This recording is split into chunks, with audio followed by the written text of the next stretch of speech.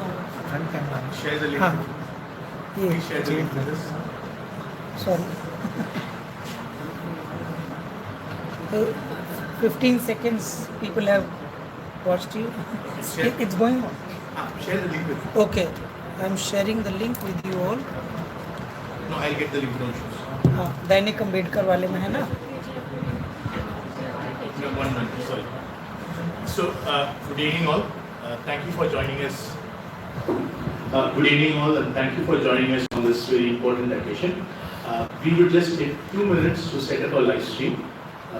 We are not digital natives as you could have seen now. We will share the link and then we will get back to you to the live stream. And people on the live stream, please wait for 2 minutes.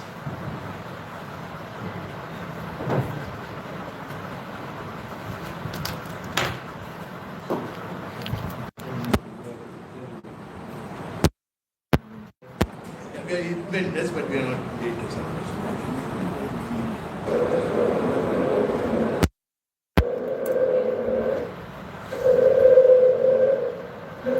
This is happening on Dainik Ambedkar channel. Just check it. Dainik Ambedkar.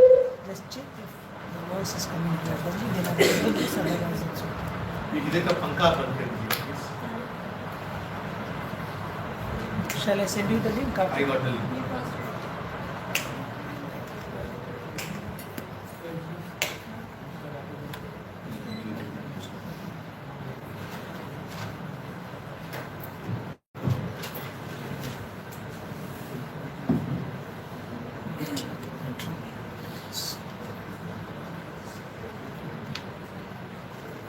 Just check. It's coming clear. No?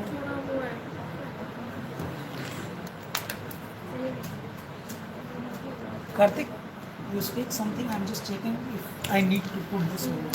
Hello, can you hear me? Check 1, 2, 3. Check 1, 2, 3. Check 1, 2, 3. When he speaks, it's clear.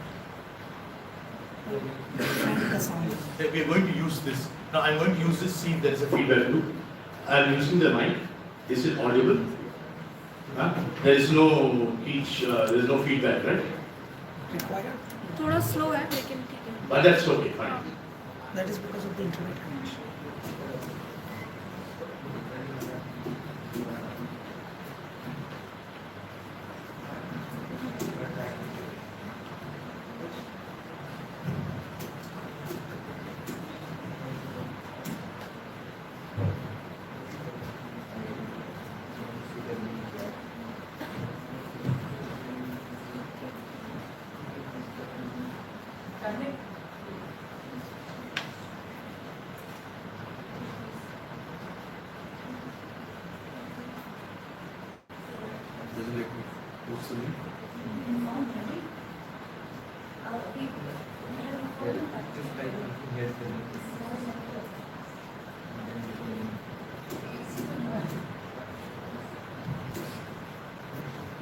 Aisha was saying that you were worried about me that there's No.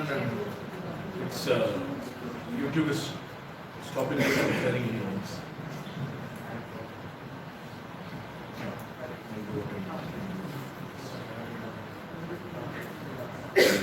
Yes, it's been, all of the links have been thrown out. Yes, just share it with us. We're sharing it on the chat of the link. We share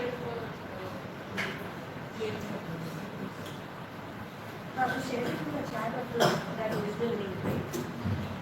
So anybody who's logging into that link will be able to see it. No, it doesn't show, it doesn't show. Wait, I'm sending the link. Sharing.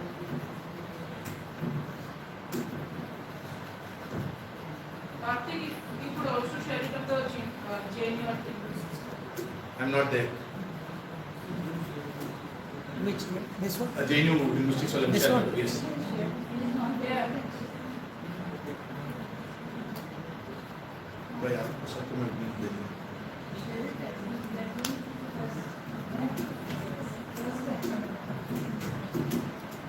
They have problem with YouTube.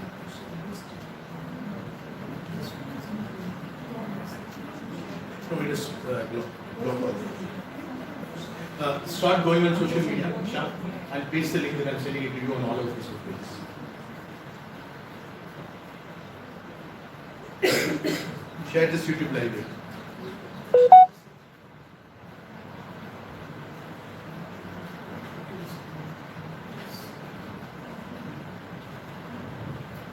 Yes, we can live here.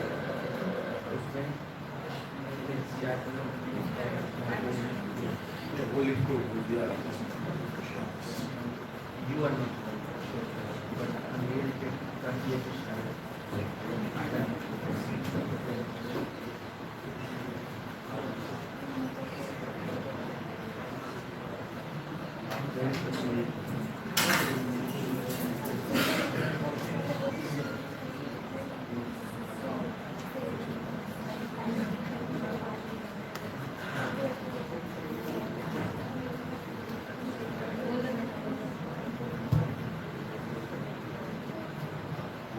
Just 1 second, 1 moment.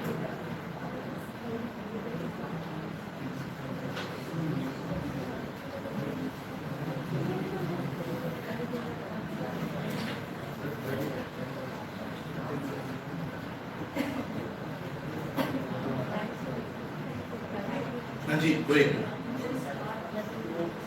They'll do?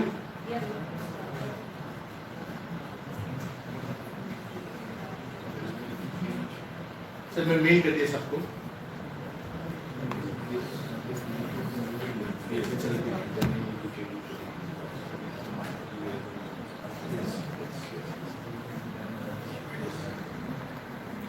हाँ what do you want? Tell me.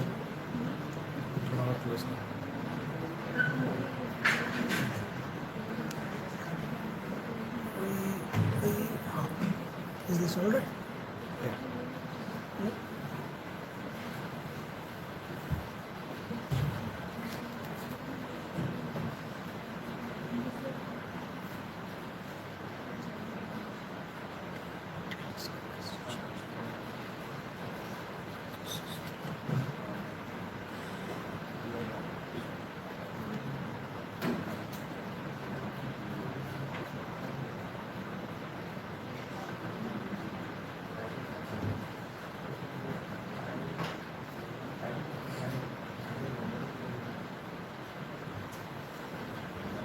Let's start. So, start. Anyway, he's on.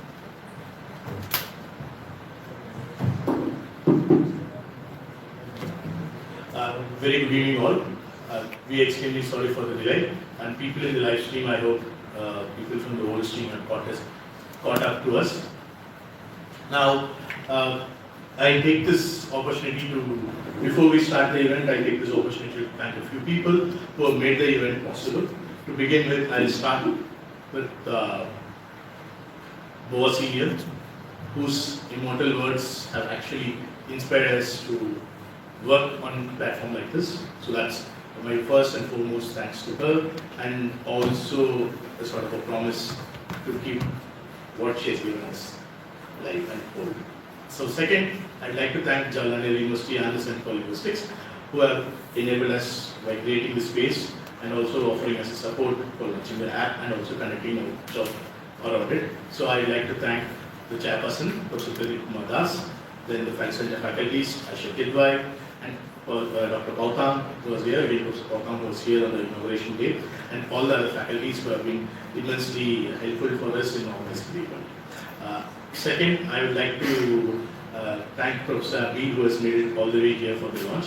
Ma'am, it's an immense pleasure having you here, and we hope that we will be able to also say a few more words on how we have done this and set a guideline for us for future development.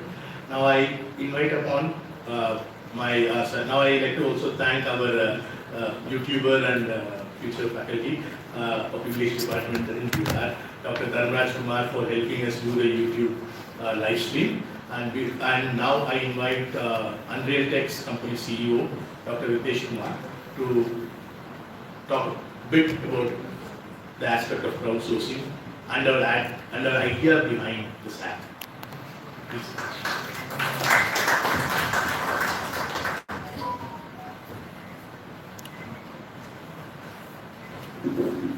Thanks, Atik, and thanks, ma'am, for coming. Okay, so I'll quickly go through this. I probably had a longer PPT. I'll try to cut it short because there's a lot of data and would like to finish as soon as we could.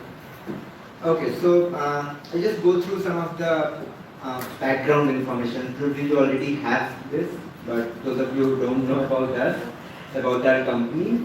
So it's called UnReaL-TecE LLC, and we were founded in 2022. Since then, I mean, this was founded with the mission of building language technologies for under-resourced languages. Right? So that was the primary goal. That remains the primary goal of the company, and the idea is to have technology for everyone, and that everyone doesn't just include the speakers of the 22 scheduled languages, as they keep on emphasizing again and again. So, by the estimates given in the census, it kind of says that almost 250 million people in India, and that's still sort of biased estimate, but at least those many people speak a language which is non-scheduled, which is not scheduled, which is not among the 22 languages. And it's a large number of languages. So that was the primary motivation for trying to build technology that works for everyone. Right? And then, of course, in order to do that, we are also trying to provide platforms and resources for the community members who could, work with the technology that's been developed, so that they don't have to fiddle with the computers and all of that. And we are trying to train the next generation of people who could probably advance the work and advance the language technology. So those are some of the things. So this 2-day workshop, all of you worked a lot on Matra Lab, which is a transcription, a lot of things. So essentially a documentation app, and we could also call it a data management app, where you could upload your audio recordings, you could transcribe, translate, you could do annotations, do glossing, all of that, and not completely manually. So that's the idea, that we need to accelerate the pace at which we work. So we have those models embedded in the system which you could use and automate this stuff. Of course, when you're working on a new language, you may not have a model for that language, but we're trying to use models that are there for related languages, see how they work, and have other things that you've already worked on, you're aware of. The second module that was supposed to be done in the workshop, but we couldn't because Matra Lab took more time than we expected, is the lexicon module, where you could again build the lexicon, build dictionaries, glossaries, those are multilingual, but the point there is also to automate some of the recurring tasks. For example, if you already have gloss data, want to use that for creating the lexicon to a certain extent. There's some of the existing tools do support that, but our idea is also to take it beyond that support. For example, you could automatically attach audio segments to your dictionaries using, if you have worked on this app. So everything on the same platform. For example, you went to the field, you recorded the data, and then you came back with the data, you have uploaded on the app, and then you have segmented the audio, right? If you have segmented at the word level, you could actually generate the whole of the dictionary almost completely automatically, in the sense that the words will be taken from your glosses, the part of speech categories, etc. The example sentences will come from there, the audio will come from there, right? So that's how it's done. Now, what we'll see and what we're trying to launch today is the third app, which is Atekho, and it's the app which helps you in recording things, right? So that's the first step when they were launching it at the end, the last one. So the idea behind Atekho is also not just to help you in recording, but to help the community members in recording their own languages, in documenting their own languages, cultures, their own oral traditions, and possibly also their environment and whatever would be of interest, right? So it's not built just for the researchers in that sense, it's also built for the communities. Now, unlike the other two apps that you saw, so for example, glossing is a feature that will be used by linguists, right? Almost exclusively. Now, all of this is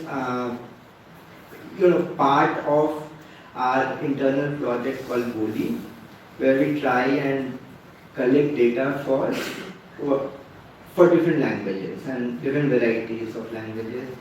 And that data is what's generally called richly annotated data, which includes recordings, transcriptions, translation, morphological glossing. Generally, you don't get this richly annotated data within the broader field of language technology. So the idea is to have some kind of benchmark data that could be used for testing the systems, but if it's further extended, then that could also be used for building those technologies for the languages. So as you document language, as you build these resources, this could be automatically used for building the models. Okay, so that's the whole idea. Okay, so now there are few things that I would like to talk about, and one is crowdsourcing, because the app Atekho is what could be called a crowdsourcing app as well, right? So I'm sure most of you have heard what crowdsourcing is, but these are generally the core principles of traditionally what crowdsourcing has been till now. Right? So we provide, for example, you need to divide. Okay, so at a very primary level, crowdsourcing is getting your work, some kind of task that get done by the crowd. Right now, the name itself suggests a lot of things. So, and it requires that you do things in a certain way. Right? For example, you need to break down your task into doable micro tasks, smaller tasks that could be done by a large, diverse group of people who are not trained in that task. And that's why they're crowd. Then there is, you invite a broad participation through public platforms, and there is some incentives involved for doing the work. The incentive could be monetary, generally it's monetary. Till now it has been so. And finally you aggregate the results that's done by the crowd. So the popular use cases of crowdsourcing includes data annotation. For example, you have say 1,000 or 10,000 texts and you want it to be marked with sentiment analysis, right? Or maybe marked with what kind of named entities are there. With prototypical NLP tasks, as you could say. And also something like translation, and then there is the other kinds of tasks, right? So creating new data, for example, through paraphrasing. These are the things that humans could do and do well, and this was done for collecting the data that could again build automated systems for doing those tasks. Okay. Then more recently, there have been some efforts at building some kind of a crowdsourcing infrastructure that could help people in documenting the languages more generally. So there's no application for this, was available for this till now. Right? So you had different applications. So there was something which was to help you in recording audio, and there was something which could help you in creating a dictionary, collaborative dictionaries, for example. Maybe probably also writing grammars, right? Or those, this kind of, merges two fields, what you call two different methods of building data. So traditionally in language documentation, you would go to the field, you would talk to the community members, you would interact with them while collecting the data, right? So it's a very one-on-one process. Crowdsourcing, on the other hand, is where you don't even know who your contributors are, right? So you just put your task out there, and whoever is available in the platform, they will do the task. Both of these approaches comes with certain advantages and disadvantages, right? So the first one is of course cost. So crowdsourcing is generally cheaper. You don't have to travel, you don't have to spend money on all other things. it also allows you to scale up your data collection, right? In the sense that you could collect thousands of hours of data within a period of months, depending on how many speakers you are. Or it will not take it in a month, it will take a week for you to collect. If you have sufficient incentives and if you have sufficient speakers, then you could do that. At a very fast speed, at a very high scale. But the problem always remains with the quality control. Of course, the problem also remains with the fact that you may not get sufficient speakers for all languages.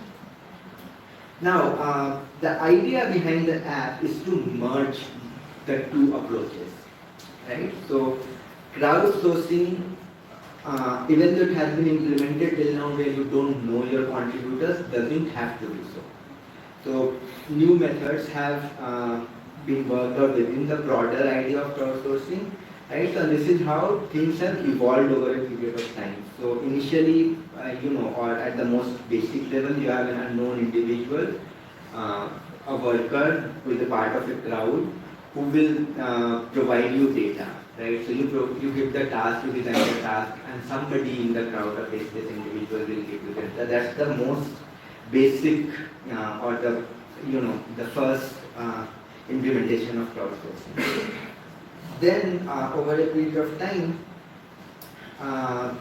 more specific groups of individuals began to be roped in, and which gave you the scope for contacting the individuals. You are still not contacting the individuals beforehand. So this is a situation where you collect the data, and if you want to confirm something from the speakers, then you contact the speakers, right?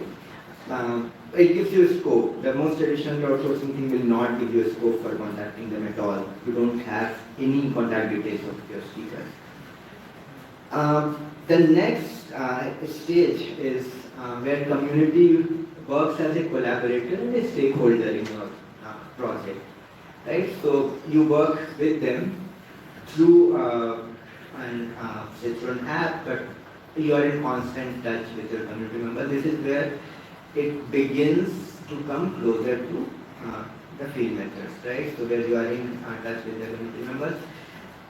The difference lies here that you are still in touch with a large number of speakers, right? So the speakers are in contact with you, you are in contact with the speakers, and number of speakers is large. It's not 5 or 10 speakers, there is still the scale is of hundreds of speakers. Right? And finally, the idea that we are trying to promote is that of self-documentation, where the community itself takes charge of, say, documenting and data collection and everything, and they're not dependent on researchers to formulate the task for them to do, right? So the task is already,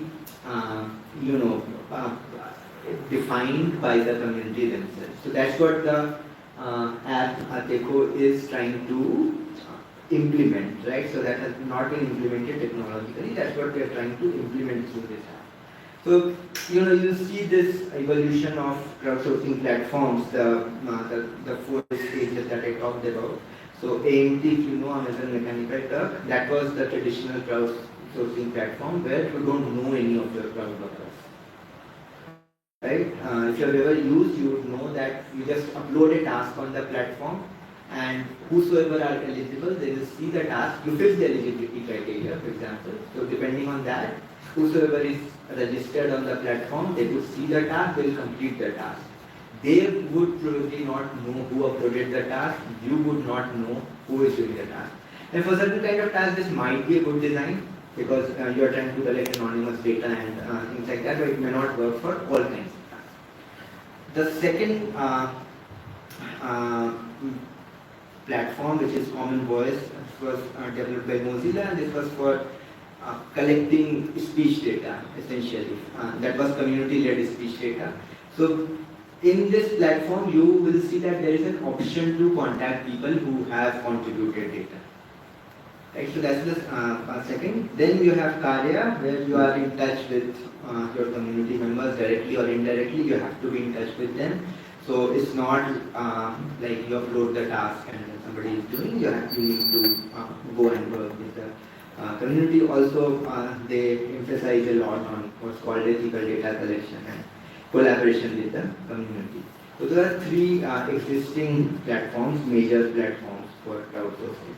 Of course, there are a lot of ethical issues that comes with crowdsourcing, right? So issues of worker exploitation and bias in the data, or how do you take an informed consent? And if somebody says harmful content, offensive or hateful content, for example, either side of the spectrum. So somebody is creating the task or somebody who is doing the task.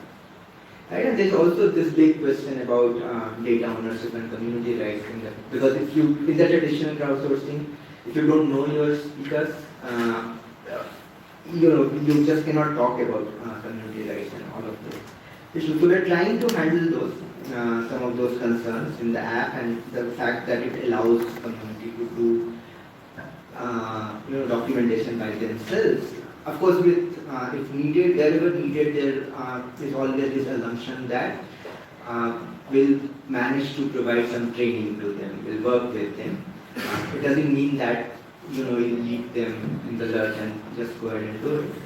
But if it's not needed, then also they should be able to do that documentation tasks, right? So things like fair compensation, transparent communication, compensation when you are claiming your joint ownership over the data, right? So that's when the question of compensation arises. In certain instances, anonymizing the data might be something that could be considered, and the idea of joint ownership and community participation is what we're trying to emphasize here. And so, as the overall goal of the app, right, Atekho, right? So, we're trying to merge the two methods and two ways of collecting data, very different ways of collecting data. This was probably developed for very different purposes, but we're trying to see it's an experiment in that sense. If the two could be merged and the two could come together and work together in some way. Right, so this is what we would call the future of language documentation and data collection for both sides of the spectrum, right? So it has to be collaborative. So NLP data collection, for example, doesn't have to be done by the crowd. The speed and the scale could be achieved even when they are being collaborative. Right? So that's trying to have a seamless collaboration between the community and the researchers.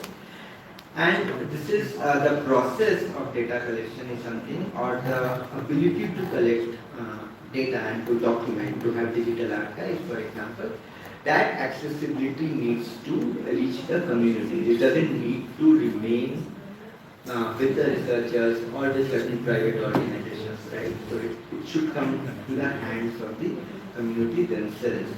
And it should reach a diverse groups, in the sense that not for 5 major languages, not for 10 major languages. Right? So it should be able to reach across the boundaries, across the communities, whosoever would like to do. And last point being that it needs to be ethical at all points, at all stages. Right? So getting consent for formality is not being ethical at all points. Right? So it includes the questions of fair competition, it includes the questions of data privacy wherever it's demanded. Right? And it includes the question of overall community well-being, data partnership, or those are the things that needs to be prioritized over the need of collecting huge amounts of data. Right? So those things I think existed in a large measure in the field methods, the way field methods have been conducted, or at least the way Professor Abbi has taught us to conduct. But that was somewhere that's still lacking within the larger field of NLP. Right, so that's how we see it, and I guess we'll come to the Atekho launch party. So I think that's all I have to say.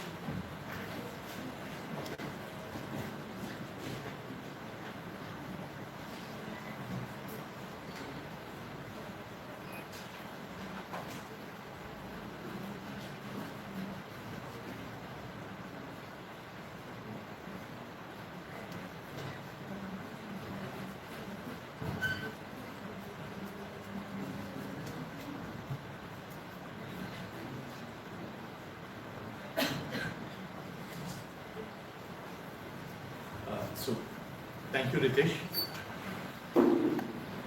Thank you, Ritesh, for laying out the ideas that went behind making Atekho possible.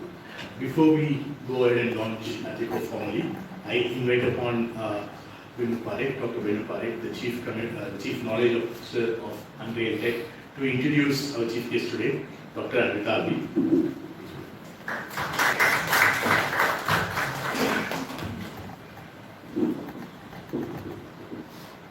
Professor Anvita Abbi, and few of us here, we just know her from our early introductory days to linguistics, where we were just starting out on our journey, and we came to a master's program in JNU here from, say, Linguistics 101 to South Asia as a linguistic area, and of course, field linguistics. Yes. Professor Anvita Abbi is a linguist whose research extends across the Indian subcontinent, the most prominent among which is her extensive work on the tribal languages of the Andaman Islands. Her publications, just to mention a few, include The Vanishing Voices of the Great Andamanis, Endangered Languages of the Andaman Islands, A Dictionary of the Great Andamanese Language, and of course some of the works that we used to refer to most frequently, a manual of linguistic fieldwork and reduplication, South Asian languages, and of course semantic universals in Indian languages. Recognitions for her work have come in the form of the Rashtriya Lok Sabha Samman. She is the only Indian linguist to receive the Kenneth Hale Award by the Linguistic Society of America, and of course, she was awarded the Padma Shri by the Government of India in 2015. Besides her teaching at JNU, invited by a long list of universities across the world as a visiting professor. Ma'am, it truly is an honor to have you here on this occasion. Please.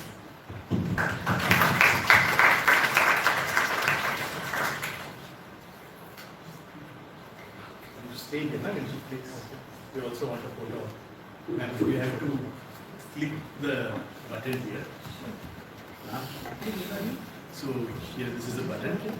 Just click there. Just click. It should open. It's open. So here is Atekho, officially launched to the world.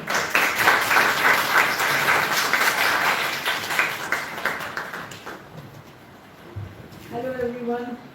Mike, It's nice to be back in this just tell me. premises almost after 11 years. I retired 11 years ago. I taught in this institute for almost 4 decades, so it's like homecoming. Though the members of home have changed drastically, I don't recognize anybody except a few faces. But really, it's a pleasure, honor, and also joy to be back in JNU. The interesting aspect of today's launch, or today's function, I should say, the event, is that not every day an app of this kind is ever launched. And at least in India or in the world, across the world where I have been, I have not seen an app like this. The app which will be described later, the details of it. But let me tell you that language documentation itself is not an easy task. It's a very, very challenging task. Very few people realize that language documentation basically attempts to document every aspect of human spoken language. Now, language lives in a life, and a life lives in the language. You cannot segregate any aspect of your life from language. And that's why documentation does not restrict it to grammar and dictionaries. You have to cast your net very wide to record, to document all that the community is engaged in everyday life, in their past, and what they think of the future. So language documentation is already a very challenging field, and it is coming up in the last 20 years very fast. More and more technological advances are now being made. So the documentation has become technologically easy, but linguistically it's never easy, because the analysis you have to do according to your expertise. And gone are the days when I started my field work, I used to carry a heavy tape recorder on my shoulder with a huge microphone concealed in my dupatta so that people are not offended that I am recording them. And those days are of course gone, and now you can do everything on your phone, which is so amazing. You see, why I say that language documentation is challenging, because it starts the challenge right at the recitation. You sometimes feel you are behind a closed door. There is no key, there is no keyhole. But there is a sliver of light under the door. You put your ears against the door and you hear the muffled voices. Those are the voices that you are concerned with. They are muffled, you knock at the door and the door opens very slightly and people close the door on you. And this may happen not once or twice, but a couple of times. Yet you should not be discouraged and disheartened. Ultimately the door opens, people invite you in, and that's where your elicitation, friendship with the community begins. And I have experienced this moment time and again, and I also have been telling my students not to leave hope, when this happens. You will be amazed to know, because most of you are new to JNU, that even before the concept or the term endangered languages came into vogue in 1990s, JNU had already started working on lesser known languages, unwritten languages, languages that are on the margin. And it started in mid-70s. I joined JNU in 1976. So this had been growing and growing since then, and it's so exhilarating, and happiness really fills me to see that the team of JNU, including other members of the team, and let me read out the names, Dr. Karthik Narayanan, Dr. Ritesh Kumar, Dr. Belu, who have been my students, but Shyam, Yogesh, Siddharth, and Neerav have put their minds, and I'm sure the body also together, and soul to get at what they are going to present today. So the legacy started in JNU, I must say, but it is nice to see that it is continuing. And I hope that it will continue with other students from other universities who have come to this premises and are sitting here. You have to look at the language through the eyes of the community. Until you do that, you never get at the basicness, or you never get at the crux of the language spoken there. And that way, perhaps, this app that you are going to see today does reach the community on its own terms. It's very community empowered. So that particular aspect that I have been teaching all along, that you should look into the language through the eyes of the speakers, is satisfied. You see, you have to have the curiosity of a kid. Unless you have that curiosity, you would not be able to explore the language and its myriad ways of touching life and the aspects of various life. So that is very much needed, because when you look at the language through all these aspects, you realize language and culture are also intertwined. You cannot separate the two. And there comes the time when you are culturally very far away from the community and you are unable to grasp notions. And that's where comes the lexicon. And your lexicon, I'm sure your app will collect a large number of lexicon. You have to take into account the basic word list, the basic sentence list, what is known as basic. Let me tell you, there is nothing basic as such, but they are the words in the list which seem to be least resistant to change and least resistant to influence. However, basicness should be understood as a continuum and not as a dichotomous. So if you understand that, then you will expand your range of the basicness also. Because according to the culture, society, the way the community lives, there sometimes the basic words also deviate from the typical Swedish list of, basic words. Same is with the sentence list. The basic sentence list that you have been using are the ones that perhaps I wrote long ago. They are based on the typology, linguistic typology of Asia or India. So of course it brings out the typological aspects, and but you have to begin with phonetics. To give the metaphor of kitchen, phonetics is like collecting the raw material. Phonemics is the cooking part of it, and morphophonemics is the result. So you have to do all these three. You cannot do one without the other, otherwise you would have no dishes to consume. And these are very important aspects of linguistics that we do training. Oral tradition, as Karthik mentioned, I'm so happy to see that that has also been taken into account, because the last 5-7 years I have been very much engrossed in documenting the orality. And as you know, the unwritten languages, more than 800 right now in India, have survived through orality without any institutional support. What is the magic behind it? What is the mystery behind it? That they have been thriving despite the fact that no funding was ever given to them to make it in the language of the school or language of the institution.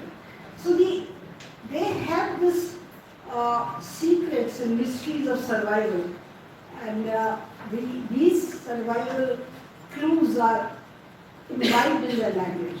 It's your job to unearth those. What are those key words? So lexicon is a very powerful, or vocabulary, is a very powerful tool that you can get to know the society through them. And that brings me to the area of semantic domains that you choose to elicit your data. Your semantic domains cannot be rigid. It has to vary from community to community, and geographically also, because the people who live by the seashores may have 5 different words for seaside. Or the fisher people, the fisherwomen and fishermen have different words for just the nature or the tides of the sea.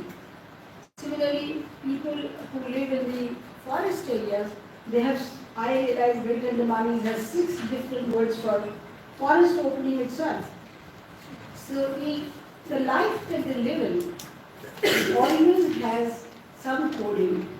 There's nothing in your life which does not get coded in the language. And that's why language is very important. That's why language documentation is so important. If a language vanishes from this earth without documentation, a world is lost.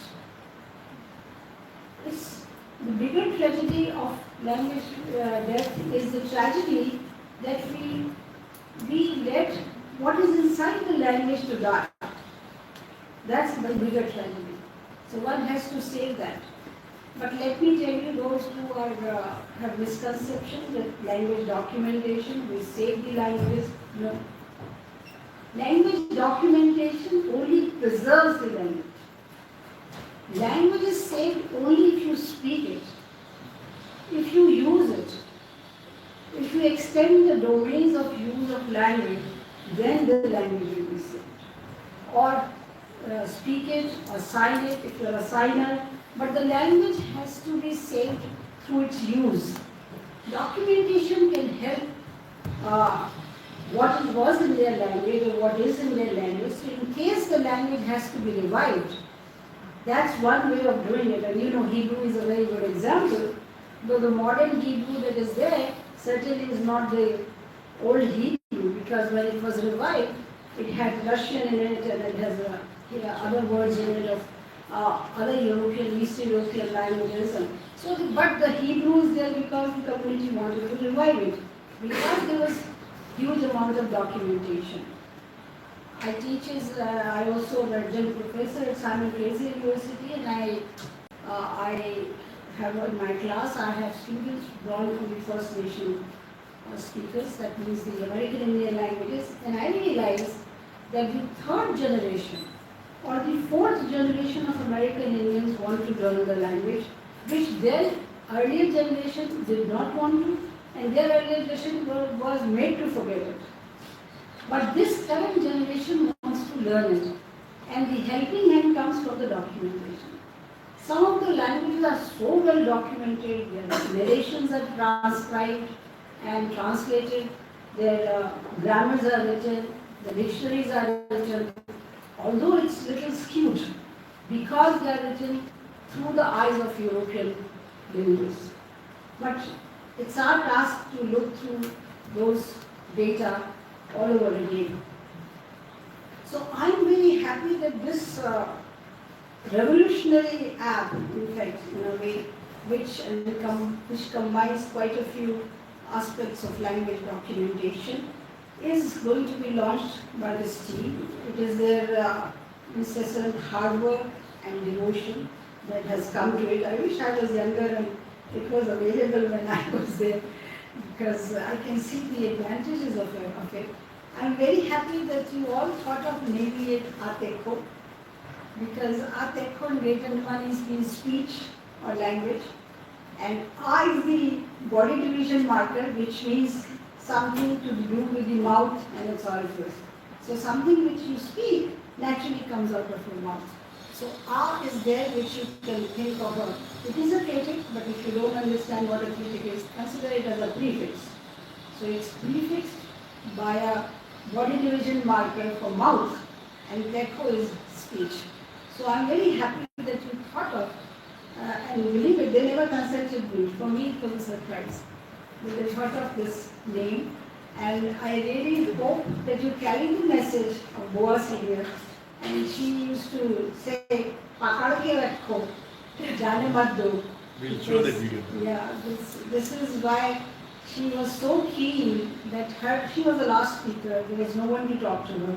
That's why she used to talk to birds, because she thought birds were her ancestors and they understood her. But it was, I've shared her anxiety, I've shared her pain. It's enormous. You just cannot describe it in words. How a last speaker feels like, especially the one who has seen the world, who has gone through and who knows the language is very ancient and old. But there's just nobody to speak to. So she was very happy that I was trying to document it, and I used to speak to with her, but in my broken dua, and she would go, and she used to feel nice if somebody is trying your case and making it in. So what you are doing, this team is going to do, you never know. You might break some new grounds about unearthing those languages which have not been yet explored. Congratulations to all of you, and I'm very happy that you brought it to JNU. Is this the first launch here? Yes, ma'am.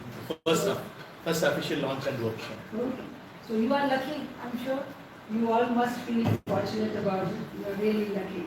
And all the best, and best wishes, and have a nice time working on this app. Thank you.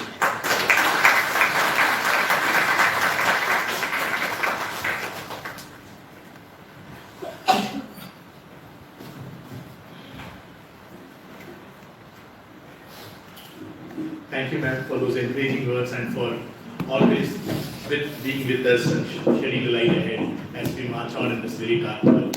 So thank you very much. So before we move into the next part of the video, I'd like to recall that the next part of the demonstration, I'd like to recall that one particular video where Boa Senior asked us to hold together. So here it is.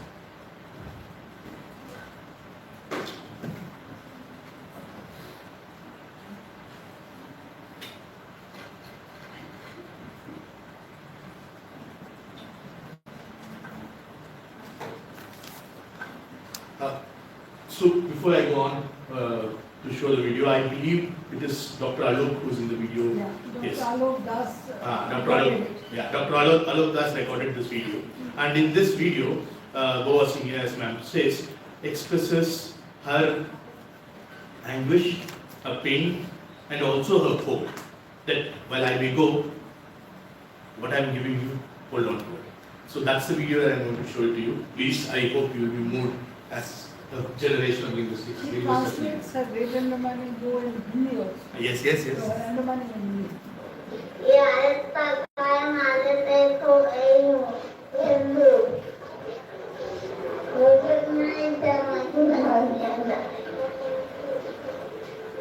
क्या बोला?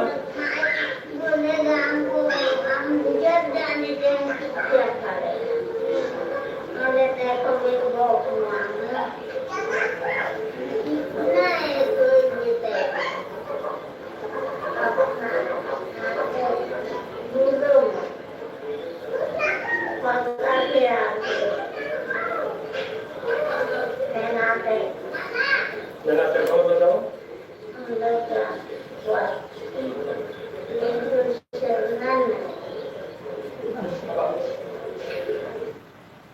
So this verse, पकड़ के रखो, बोलो मत, मैं अटेको, बोलना नहीं.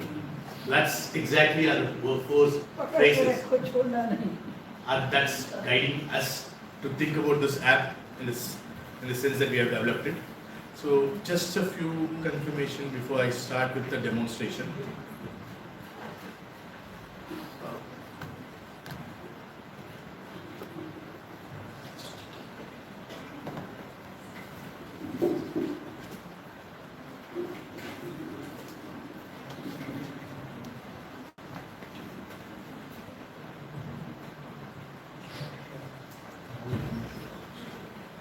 So, it is my immense pleasure to offer the first demonstration lecture of Atekho. Today at JNU University, as ma'am pointed out, and as Benu and also Ritesh pointed out, this is a place for, at least for the three of us, where all of this started. This is the place where the app started. I mean, had we not been here, Exactly. this would not happen.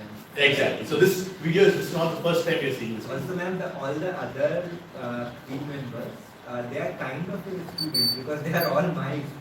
So, So they are grand students. Huh? Next generation. yeah. So- Great grandmother. Yes. Academic great grandmother in many senses. Grand teacher. Yes, grand teacher.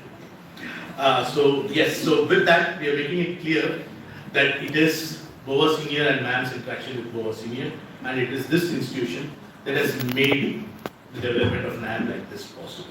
The whole life, as Ritesh just pointed out, has its origins here.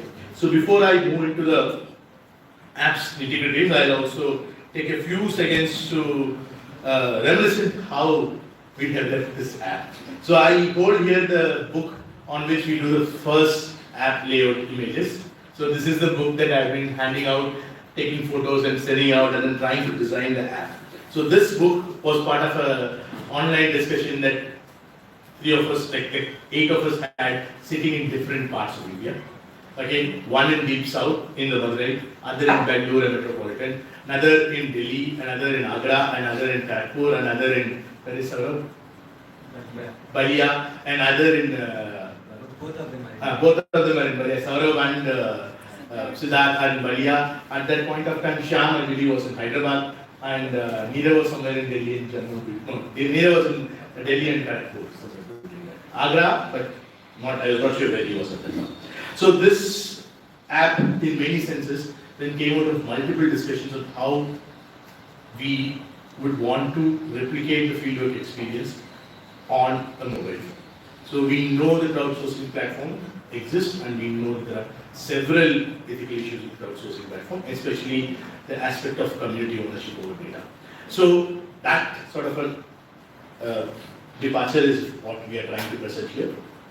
So it's a demonstration of the app, it's a demonstration of the app's capacity, and a call also for you to use it more in the future, whenever you can. So the first thing is, okay.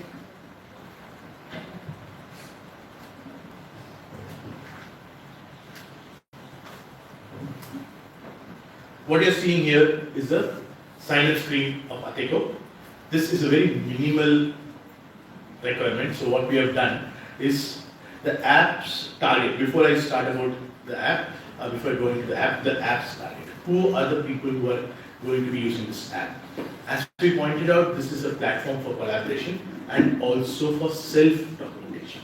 So, understanding the Indian socio-economic requirements, we knew that the people who are going to be using this app are those people who are coming into the digital world or starting the use of a smartphone for the first time.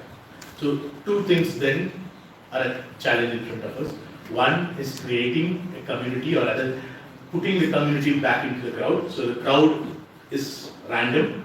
Now organize and make a community. That was the first challenge. So putting community back into the crowd. And second, the community that is going to be using this app are the first generation or the first time internet users. Right? Now we as a nation have adding tens and thousands of people every day into the internet feed. So it is these people that we targeted, and we know also for a fact that India's linguistic diversity is heavily concentrated in the rural area and in the mega urban cities today. And these populations, unfortunately, are also on the lower spectrum of the economic order. So we are challenged. Also, the app is not something that we are making for a super literate, highly educated community, but also for a normal, semi-literate, and the school password is what who's going to use the app. So the challenge then is to make this app as user-friendly as possible and as intuitive as possible. So we are on this mission. So the app has two versions of it. In the sense, one is what you're seeing, the mobile version, and the other is a version that is attached with live, through which you can control the app, and probably in the future, as me and Ritesh and JNU and all of us have been talking, probably create an agent, an AI agent that could help the community members even translate their own language, help them write or do small levels of descriptions that they could use to develop a script. So most of these tasks have been automated for major languages, but not for these small languages. So that's the long-term vision that we have, that we will have a full-fledged platform, an end-to-end platform where from data collection to analysis could be performed on one platform. So with that introduction, so the sign-up, so it's a very minimal sign-up. You can just go out and see that the sign-up doesn't require you to have a lot of these things. So we wanted some contact information to be taken. We were not sure whether email is the contact information that we wanted, because we know this, that the email is a minimal requirement to operate an Android phone, but many people have an email but doesn't know that they have an email account, right? They don't use the email account. So then the sign-up information that we're asking for are simple name, username, phone number, password, date of birth, gender, and native language. That's all. We want the sign-up information to be as minimal as possible. If a particular project or a particular user who is collecting data with the community, they could want, if they want, they can add more features for it, more metadata information in it, but that would be a task that you will create within the app.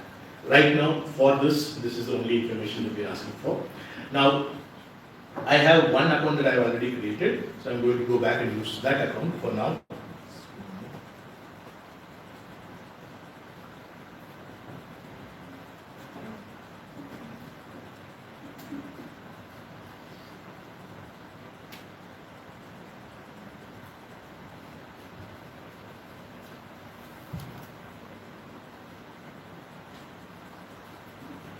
So in this app, I'm logging in and I'm going to show you what are the basic layouts of the app.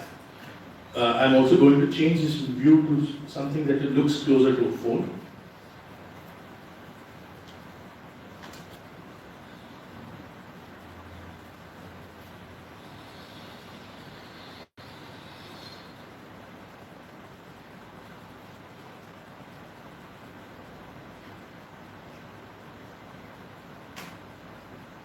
So, to your right side, to the right side of the screen is how it will look on a phone.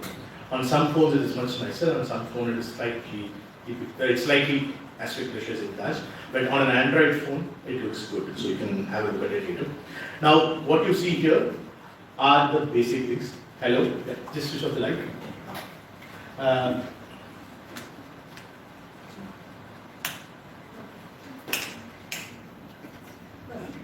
Perfect. So what you're seeing is the basic layout here. To the left side of the screen is the menu option. The menu option gives access to your profile, manage and log out. Now the profile is basically name, phone number, email ID. That's all. Name, username, and phone number. You can also skip giving the phone number actually. The next is manage. Now I will come back to this. The manage here is manage data. Especially here to also upload data, upload a task, not just that. Going back to this, this is how it will look when a task is assigned to a user. They will have the task name. The Bauped is a very famous kit. Bauped kit is the kit that is used for collecting spatial typological relationships. It is developed by the Max Planck Institute. It uses a visual cue to collect data. So that's the Bauped kit. You can have a small thumbnail to represent it here, but it's something that's on the archive in the Max Planck Institute archive for open access. So we are trying to digitize it. In the sense, we are trying to digitize the task collection here.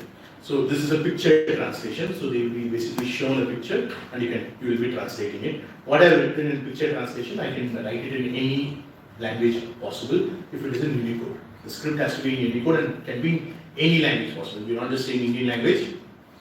It could be Chinese, it could be Korean, it could be tomorrow in, let's say, in French or German, or even in ancient Egyptian hieroglyphic scripts, if you can write picture translation there, right? So, this is how the task looks. I am the user who has created the task, so for me, I have not done anything much. So, what you see is the picture prompt, center, up and front and center. And what you see is a small instruction to the picture prompt on the top. PD vastu kahan hai? Is that what it is written? I can't read, Yes. but I know that was what is written after we discussed it. And you see this app and you press on the microphone here and say it to the app. Like see the screen, PD vastu kya please. Kab मेज के ऊपर है, कब मेरे के मैडे है. That's all. And you say it to the app and the app records. Now, how, before I go into how to set up such things, I will take here, this is a task overview. As I pointed out before, that this is an app that is going to be used by the first generation of internet users. These are the people whom we are adding to the internet world, right? So, most of them might not be used to a text-heavy internet. The text-heavy internet was the internet of the 2K before internet was a text-heavy internet. Post-2K internet or what we call Web 2.0 is a very different beast. So the beast is heavily visual and auditory in nature. And in this, so we also wanted to ensure that literacy and reading shouldn't be a barrier to access. So what we have done is that the instruction of how to collect the data is also given as an auditory instruction, as a simple audio instruction. So here is the instruction. I'm going to play it. I hope it's loud enough. Picture देखी, पीली colour का वस्तु कहाँ है बताइएगा. So it's my Hindi. It's my Hindi. It's not the Hindi, right? It's my Hindi, and probably this Hindi is what would have been more happily accepted in majority of the nation. But this was not the Hindi that I did. I'll be marked failed. But I collected data all over India with this Hindi, so I'll also not deny that. So this instruction could be in standard Hindi or could be in any language that the speaker has. So that's what we wanted to do. The speaker can set these instructions by themselves. For example, a community members, like I work in Sikkim, the community there sets up a language development committee.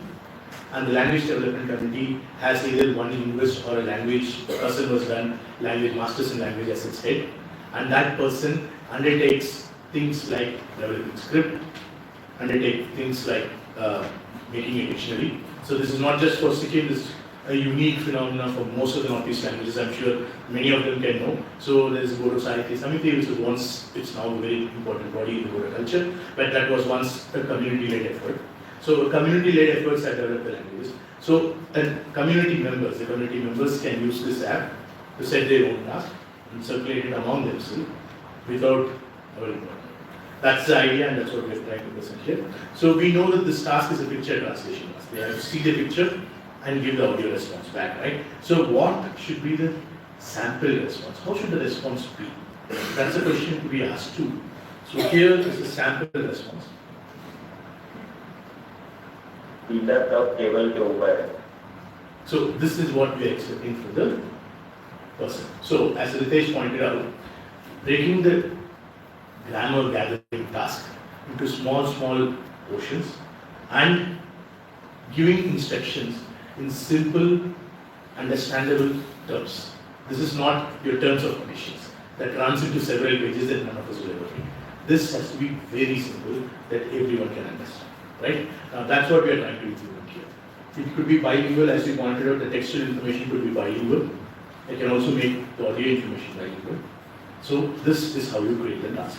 Along with this, we have these things. These are share tasks, set a deadline. So since I uploaded this task, I have all these facilities. Share tasks, set a deadline, download whatever that has been collected so far, right? And if I have also contributed data, I can upload the data too, right? Now this is a basic layout. So you have already seen that I can show a picture as a prompt and I can collect an audio as a data. I can show a video as a prompt and I can collect audio as a data. I can show a text as a prompt and I can collect an audio as a data. I can show a text as a prompt and I can collect a text as data in response.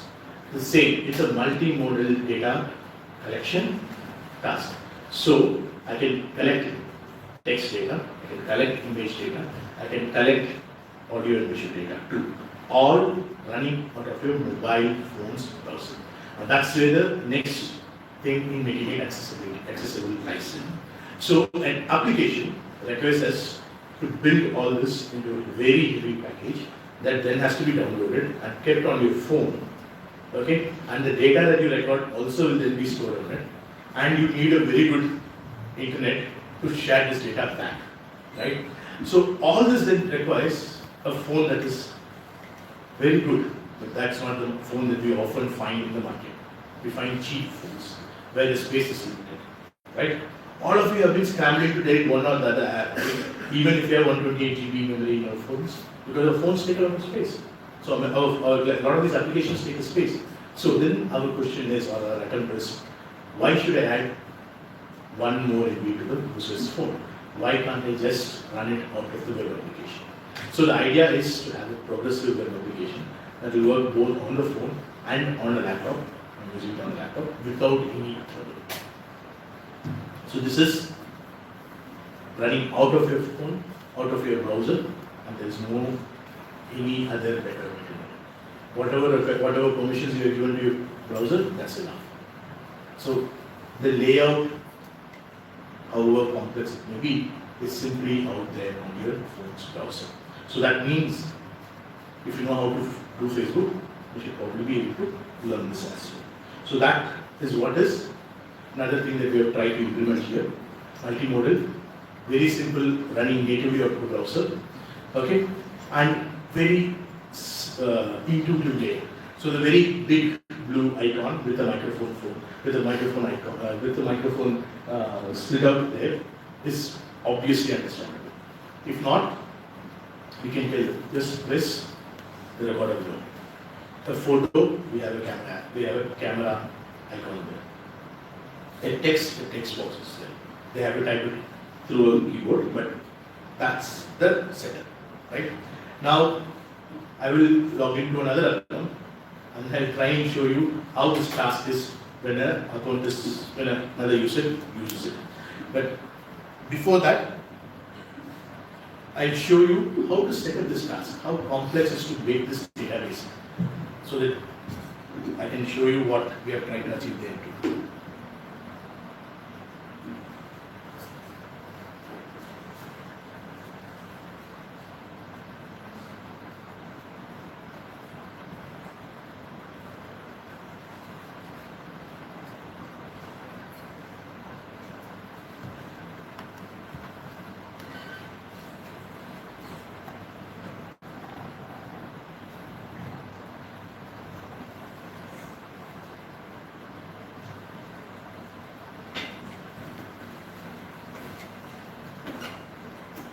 So setting up this app doesn't require any great coding skills. You have to write lines and lines of HTML code and then you have to add all these basic things together to do this. No, it is not. It simply is set up using a simple tabulated spreadsheet. Simple tabulated spreadsheet. The spreadsheet is what we do it. And the spreadsheet has exactly 12 columns. This is the information that you need to fill in. 12 unique information is what you need to fill in to set up this app. The first one is give your project a name, because there are going to be hundreds of projects created. So give your project, each of the project a unique name. A task, give each of your task a unique name. It could be one project with multiple tasks. I'll also come back to it again. A question ID, okay. The domain name. So here I'm collecting spatial relations, right? So it's grammar. I'm gathering grammar. I can actually have festivals in your hometown. That could also be a domain. And you can go around collecting videos of festivals in your hometown.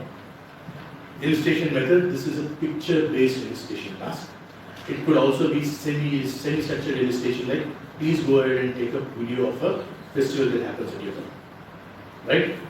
Without any major instructions. The only instruction is please take a videograph of a picture for an event that happens at your home. All of us do this, right? We take and we put it on Facebook. We take it and put it on Instagram. Sorry, I'm a Facebook generation. I realize it's not that anymore. You do it on Reels, you do it on Instagram. So all of that is always there. People do record it and people do put it up. So that's exactly what we're trying to use. So illustration method could be anything from a structured illustration task to a free-flowing observed illustration task, right? Target, here my target here is grammar, so the target here is an add question. Question, just fill in the question. Question 1, question 2, I'm only asking the same thing. You can read, any of you can read it. A TV is car and that's the question, right? That's all. The prompt type. Here is where I have to tell what is the prompt type. Whether is it going to be text-based prompt, or audio-based prompt, or video-based prompt, what it is. So right now what the app allows is a text, an audio, a video, right? And an image, sorry. Yeah, I'm showing you an image and I forward the image. So text, audio, video and image. 4 modalities allowed. We are trying to include PDFs as well, right? But what could be done with a PDF could also be done with a GIF or a WebP image. Basically, moving web images, right? That could also be done. And allow multiple responses for one picture. मेज के ऊपर है, to be probably told in multiple ways, right? कब मेज के ऊपर है, कब मेज पर रखा है is also possible if I show you the picture, right? So there could be multiple options. There could be multiple options. There should be options to record those multiple options. How do you enable it? Just save to prompt file number. So this is an image file. So for each image that you want as a prompt for the question, give a unique file number. The response type has to be an audio, right? Let's say audio and instruction again. That's all. You have set up the project. That's all you have set up the project. What you need to do now is create a folder, save this spatial relations in the questionnaire. Any name is okay, but it should have these 12 columns. Am I clear? Any name could be okay. Sample 1, test 1 is okay, but it could be a number also. But it should be these 12 columns that it should be there. And if there are associated images, those associated images should be put out here. Can you see them? This image, the question, and the image name are the same. So you see the prompt file name here, BP01, BP02. It has to be the same. I don't want the extension, just the file name. Now once that is done, zip the questionnaire and the file name together. Create a zip like this. Just a zip like this. That's good enough. Now, a similar zip has been created and shared to us for the launch of this exercise. So I'm going to use that now. I'm going to show you what is there. And I'm going to use it. Just 1 minute.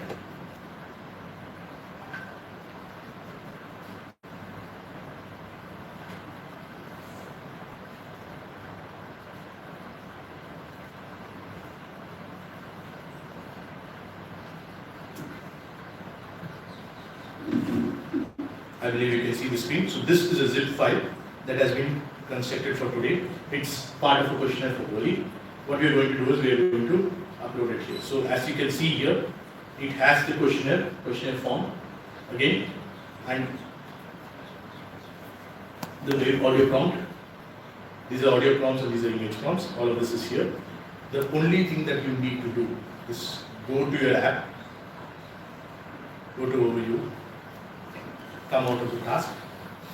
I already set up a task, so just come out of the task. Manage. So this is how you simply deploy. So deployment is very simple, straightforward. Click upload Excel/JSON, private or public. The difference between a private one is that you hold the authority to share it to the person you want. A public one is that anyone on the app can see it online. So what we are also on a mission to do is, so we understood our seniors' words in much broader context. We wanted to not just document the language words and stories, but we also want to document the language structures. So some of the well-known questionnaires out there, like Prof. Abbi's basic sentence first word list, Bowpet kit that we are just talking about, there are spectrum break questions, and there is several other questionnaires that are now standard questionnaires in any language description task, would be then converted into this format and uploaded online for use by anyone. And these will be available as a public questionnaire hosted by us. In addition to this, by using these 12 columns and an Excel sheet or any spreadsheet, you can also create a task for yourself. Now I have created a task for myself and I am going to privately upload it, right? I am not going to share it to the universe yet. So I am just going to upload, press upload, home, Atekho launch, open. File uploaded successfully. That's all. That's all it takes to deploy this complex app. It is not complex. It might appear complex, but we want to make it as simple as possible. So a master's first year student, a person, a language activist that I've come across in many communities would be, I believe, would be happy to use this app. And we would be happy to have as many feedback as from as many people as you and others, so that we can make it more user friendly. So now the deploy we have only successfully uploaded it. We already deploy it, share it with other users, right? So I'm coming back, and I'm going to, before I go to this, let's see what is there in this. So what is this question? I have not seen this yet. So opening it up.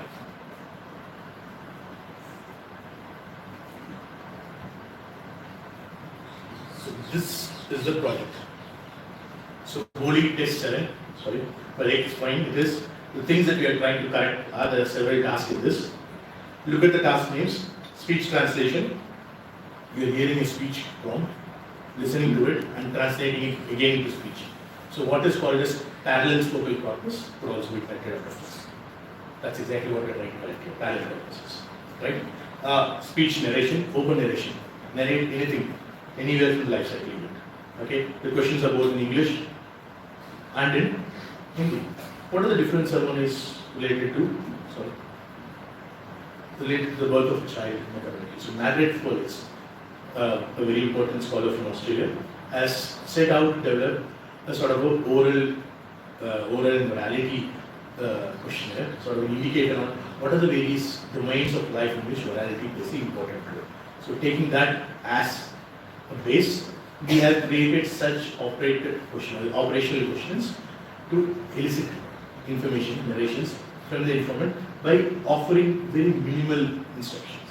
Right? These are, in some sense, we are trying to prompt them to say this on the word. So that's it. That's one. Then picture narration. So they can do, as I pointed out, several tasks in one project, and all of these tasks should be a new task there. Just 1 second. Here it is. It's come out. Oops. Nervous as if I'm writing an exam. Yes. Pass. I've not been nervous while I'm writing exam. I can give it time there. So here it is. You see these 3 dots. Earlier it was just one black dash, right? Now there are black dash and 3 dots. That means there are these many tasks are there. So click on it. Body test 7 is here. The first task is speech translation. The second task,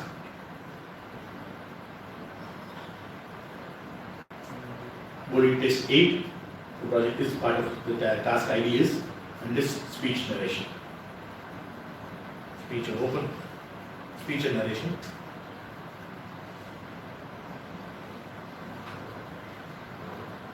Picture narration. Right?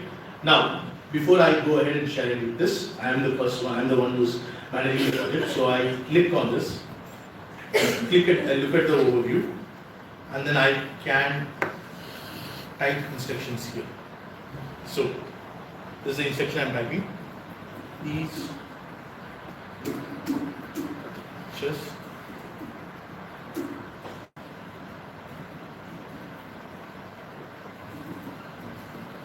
narrate story based, and then I click update and I'm done. That's all. I can set up the instructions here. Someone says the instruction is not good, it's not adequate enough. The person who has set up the task can go ahead and change it right there on the phone. You need not go inside. That's all. That's what it requires. Now I can put up an audio instruction. Just go ahead, browse. The audio instruction will open. You can add any audio instruction there. I'm not adding one here. I'm just showing you the demonstration. I can also add a sample response, and I can set a deadline. So we're sharing it with the group, right? Obviously, all of us, when we have set up a committee, when you have set up a sangha, literally there is a saying that Tamil poets establish several sanghs to develop their language. I wish that several more sanghs could be developed, set up for several, at least for all the 1,600 languages, to be developed, to develop each of them. So for each of those sanghs, then there will be deadlines. I'm sure there will be one organizational structure which says, you have to give me all this data by then, right? I can set up this data. I can sure I can set up the data here. The deadline here, the poets might not obey to deadlines, but people who are working on language documentation have to, because the time is also limited. Those things can also be done here. So for example, 23, so 2, 3, and I'm saying 6, done. And now it is ready to share. To share this project, you simply need to look for the person's username. Okay, I don't have any users at, we just launched it. So what I'm going to do is, I'm going to create a new project and we are going to end our demonstration with this. So I'm going to log out, I'm going to sign up as a new user. So, again JNU, no it's not that, sign up.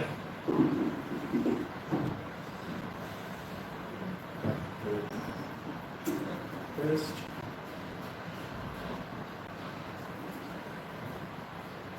Test.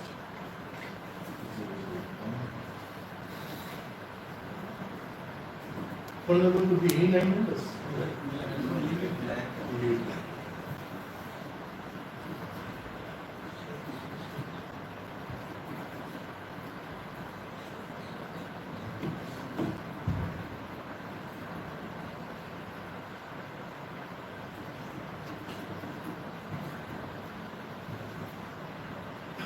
Not going to this list.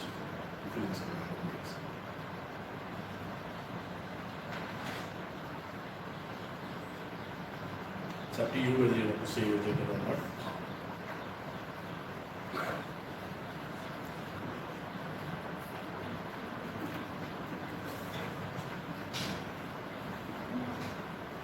Simple, sign up is over. Go back. Log in. Now this is how it will look like when you don't have any task assigned to you or when you have not uploaded any task. Right? I'm going to go and log on to my account.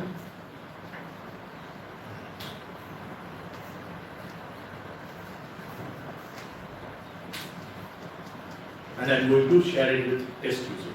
Right? I'm sharing the picture narration. In one project there could be several tasks, but I will share each task separately. So I'm sharing the picture narration.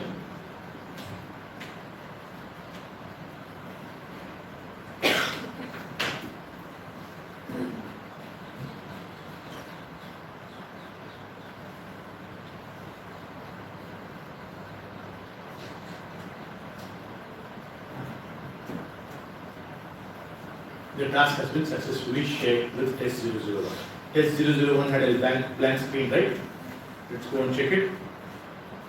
You saw what I did, right? I did not do any sorcery or a lot of coding. I just used it like I would use Facebook.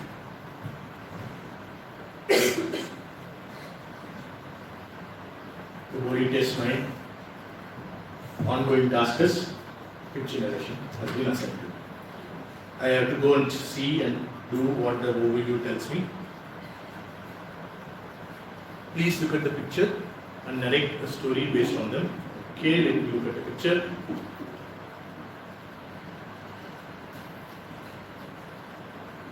What is the opposite of reaction?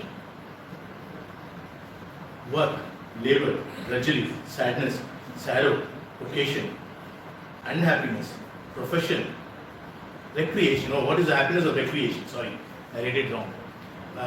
Profession, task, difficulty. Okay, now I need to create a small picture narration based on this. So there is two pigeons, one with red hat and one with a scholarly black hat, and it is asking me what's opposite of recreation. So now I have to make a story out of it. So I press this. Hello.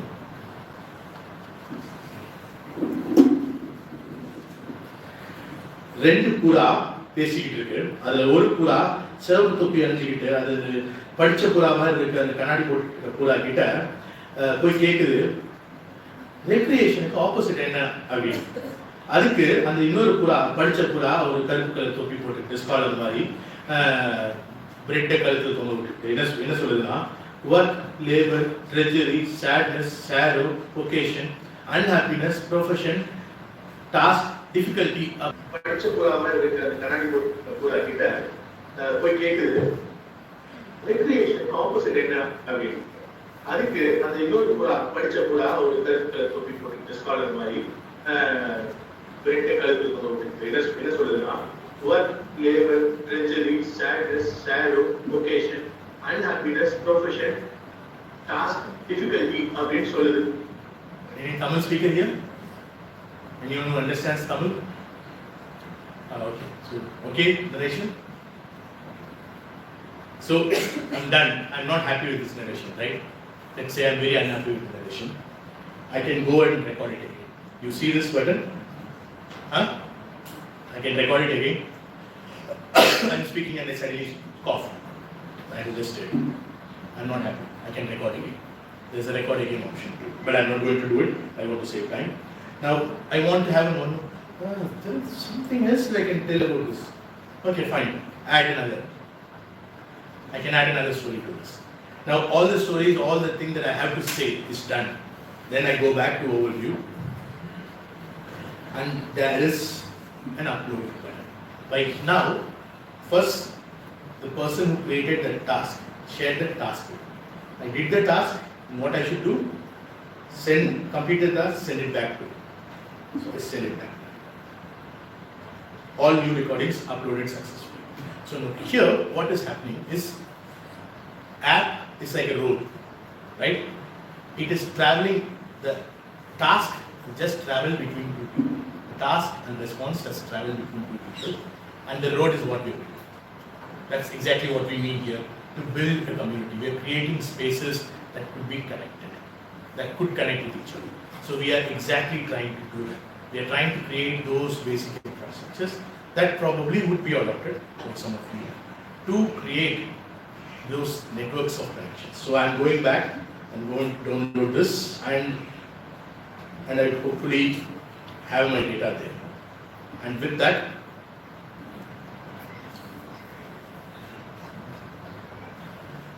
so picture narration, this is what the data that I just did. So I'm going here,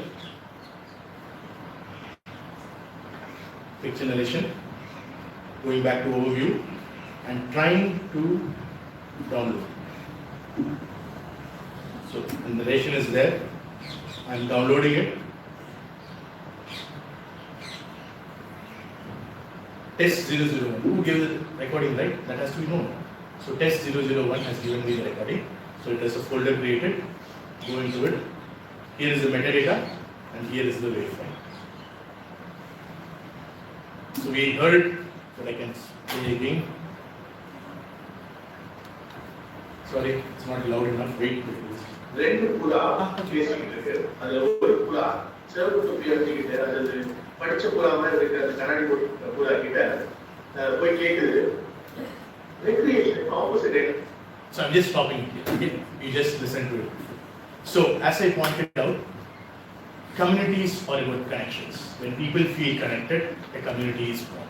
That's exactly what Web 2.0 was. Many of our tasks of language documentation have evaded Web 2.0. We are now trying to not just do Web 2.0, also move us into Web 3.0, into a connected network, into a connected world. So this Atekho as an app, as we already discussed, is connected to an ecosystem of other applications that helps you do your linguistic work, that helps you remove some of the repetitive and tedious tasks out. And some of these tasks are also tasks that have gatekeep many non-linguists from entering into language documentation. But those linguists have done wonderful work. And it is exactly this is what that we are trying to do. We are trying to remove the gatekeepers, us basically, and make language documentation an accessible work, or rather, reconceive a documentation as an accessible endeavor where everyone participates on an equal footing. There is no hierarchy between the researcher and the researcher.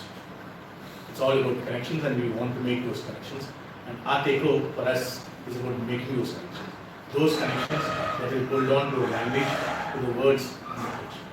So thank you. This is the end of the demonstration.